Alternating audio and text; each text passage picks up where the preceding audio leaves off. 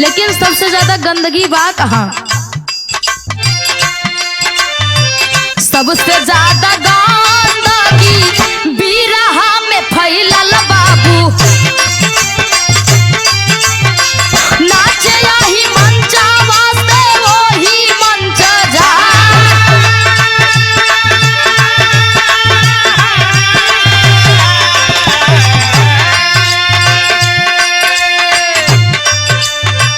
कितना यूट्यूबरन के साथ लेके डोले भैया।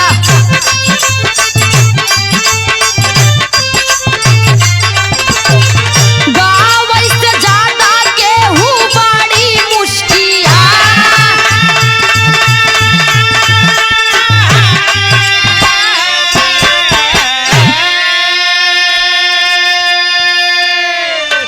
बाबूजी कलयुग में जोन होत बा ओकर सच्चाई बा। आप सबके बीच में जात बाई गीत आप सब गौर करी हैं, समझिए ई बात के।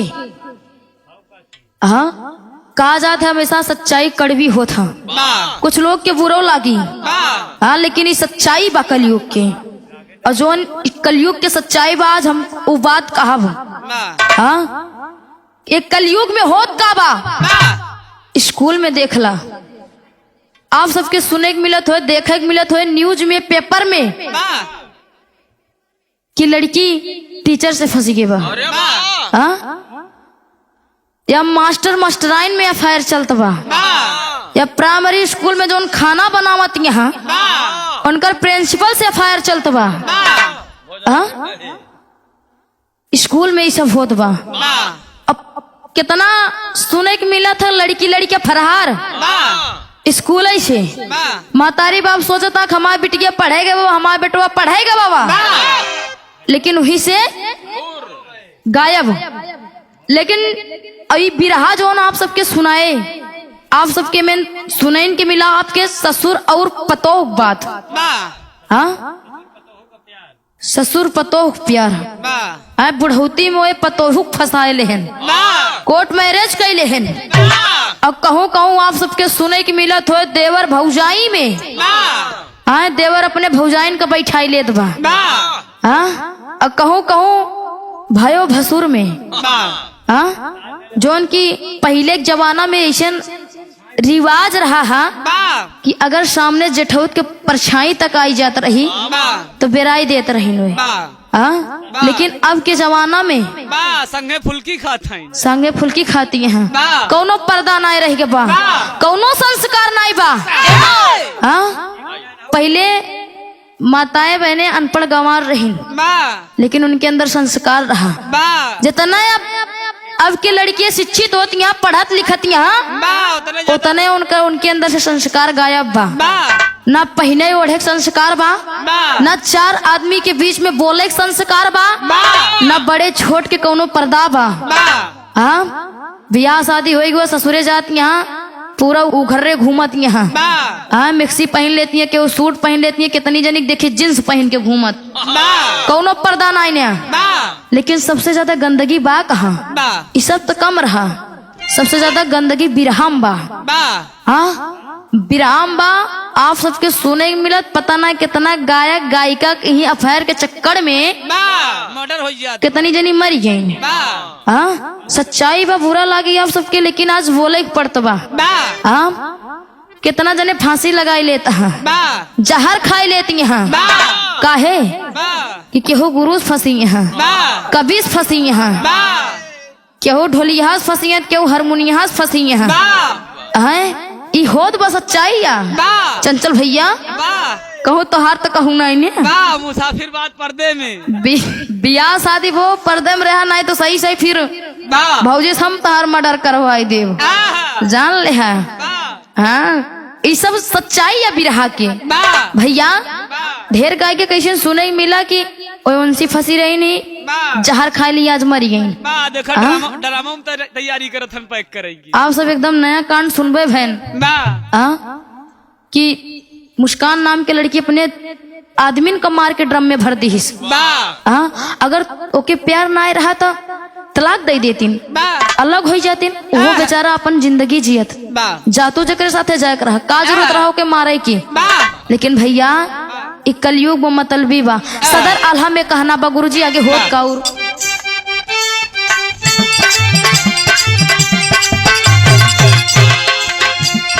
गायिका या गायक कहीं को रसवाला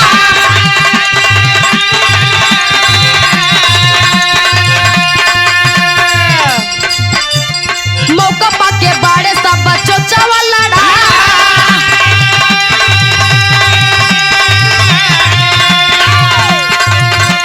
कवन शिक्षा देंगे भैया ये सब जाना ताके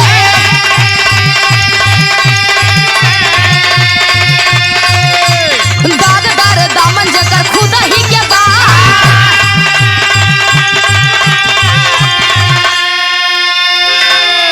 अरे हवे महफूज नहीं अरे केहू की चढ़ से बड़े कुछ लोग अपन दामन बचाए क्या बात है? जिया तो हजूर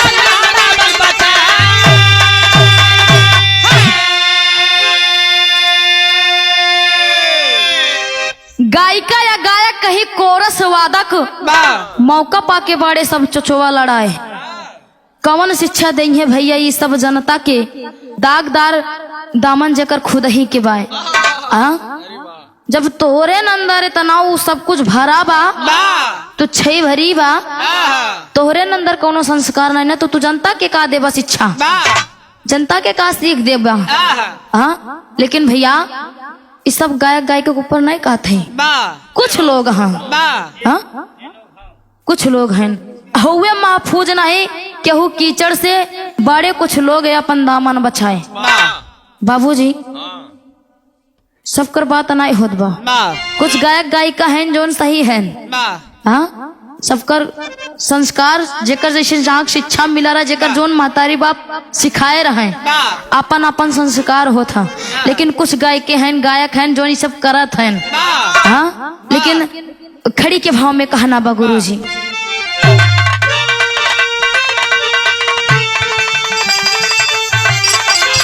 अरे चेला चेलिन गुरु कैले जब से मशखरी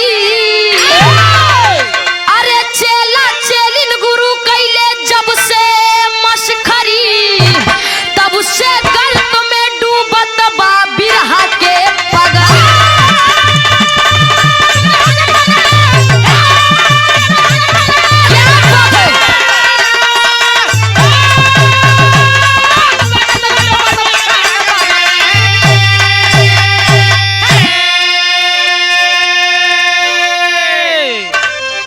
चेला चेली गुरु कैले जब से मशखरी तब से गर्त में डूबत बा बिरहा के पगड़ी। बाबूजी पहले बिरहा बिरहा रहा अब बिरहा के ऑर्केस्ट्रा बनाए देता धीरे धीरे चंचल भैया परसों आप रहबे बहन है पहले से 1-2 महीना पहले से कहा जाता रहा बिरहा दंगल होए बिरहा मुकाबला होए लेकिन हुआ देखे का मिला धुन तर्ज भोजपुरी लोकगीत। लेकिन पहले के जमाने में जब दंगली बिरहा होत रहा तो वाकई में लगे दंगली बिरहा होत बा पहले दंगली 2 मिलाक बिरहा होत रहा दंगली अब 8 मिलाक बिरहा करावत है बिरहा नहीं मजाक फाने है। चंचल भैया अगर सही सही करावत 8 का 10 जने करेंगे तब हो जाए लेकिन उनमें सच्चाई हो चाहिए पक्षपाता ना है। पहले बंद में कहना बा गुरुजी अरे गारी माँ गिरई ले गुरु शिष्य सारी धूल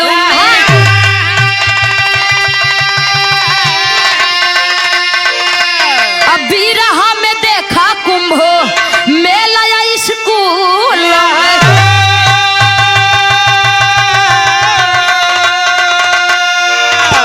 अरे बनरा बनरी से गइल बगिया उजरी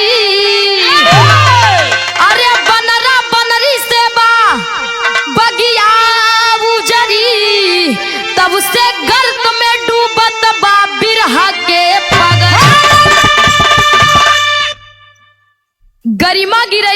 शिष्य सारी धूल में, बिरहा में देखा चाहे मेला स्कूल में। अबे कुंभ मेला लगा रहा भैया, ढेर जने जुगाड़ बन गया। गजनी कितना तो गायब हो गया, तक मिलबे न भैन। मोनालिसा आ रही एक जनी, नहु चली गई फिल्मी दुनिया में, फिल्मी दुनिया में चली गई। अब वही देखा जाए तो यूट्यूब पे इतनी अच्छी अच्छी लड़की यहाँ, उन्होंने सुंदर सुंदर आंख वाली यहाँ, लेकिन देखा अब एक जनी आ रही हीरोइन, साधुआइन बन गई। जहाँ देखा तहाँ गंदगी बा भैया। एक कलयुग में कहूँ सही नहीं होत बा।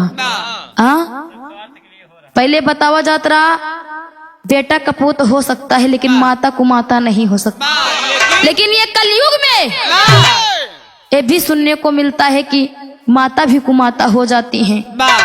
कितनी महतारी यहाँ प्यार के चक्कर में दूसरे के अपन लड़कियां मारी डालती हैं। बहुत कांड सुने होंगे भैया, लेकिन दूसरे बंद में कहना बा। अरे बिरहा जगत में सबसे ज्यादा अवसाद,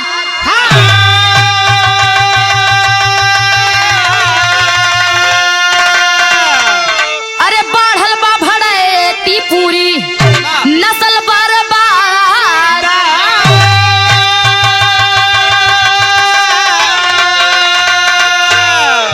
अरे लिखवैया गवैया गईले, अरे सुनवैया बिगड़ी, तब से गर्त में डूबत बा बिरहा के पगड़ी।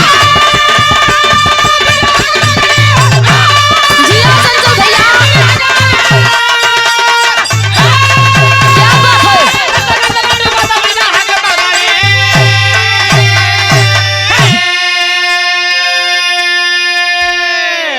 बिरहा जगत में सबसे ज्यादा अवसाद हो, बढ़ल बा भड़ैती पूरी नस्ल बर्बाद हो। लिखवैया गवैया गईले सुनवैया बिगड़ी। भैया अगर गुरु वैसन गाना ना लिखे तो सुनवैया कहाँ सुनी है। हाँ सब बतावत है कि भैया हमारे संग मजबूरी, जब जनता सुनत बत हम सुनावत है। जब पहले लिखबई न कर उ चीज तो जनता कहाँ सुन ले। ऐसन ऐसन गाना चल गया है, भोजपुरी ढोड़ी देवरा चटना बा। जब ये सब लिखान न हो तो जनता कहाँ से पसंद करत। अच्छा गाना देवा, अच्छा सीख देवा जनता में तो अच्छी सीख पाए हो।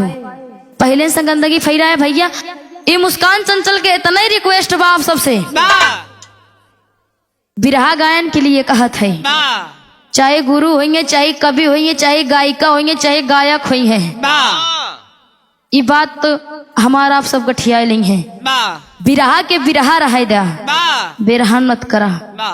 हाँ ये बिरहा के बिरहा भोग जिन लगावा। हाँ आप सबसे हाथ जोड़ के विनती बा हमारा। लेकिन लास्ट में ये बिटिया अपने गुरु घराने का छाप दे था कि कौने फुलवारी से कौने गुरु घराने के फूल बा। गुरु बिहारी गुरु रमन सुखद बा फुलवा,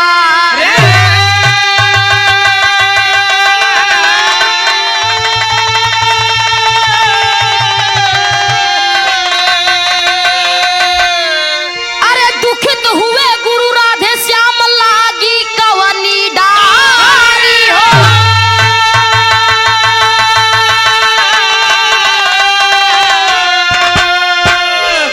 कुचाली